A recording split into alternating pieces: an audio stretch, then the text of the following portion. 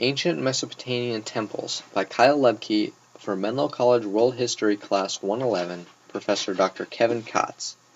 Temples in the ancient Mesopotamian region were the center of all that happened in the city.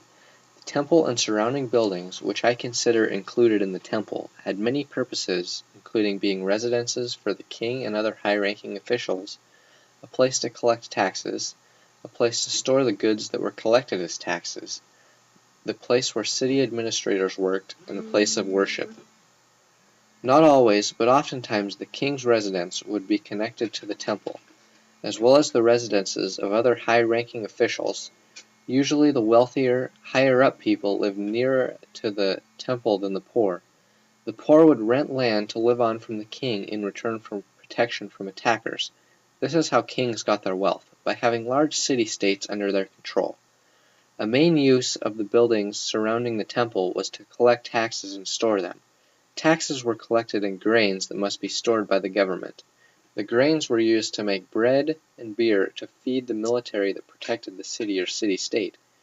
The temple also served as the government headquarters for the city.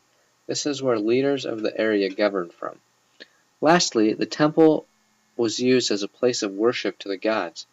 Often only a high priest and a few other people of high status were allowed inside the temple. The temple for religious use was usually located near the center of the town on the highest ground. This is so that those in prayer were as close as possible to the heavens. Mesopotamian temples were also referred to as ziggurats. Temples were the most important buildings in an ancient city. They were the organization and government of the time period. Without the centralized temple, there would be no military for protection, and a city-state could easily be attacked or taken over by an outside ruler.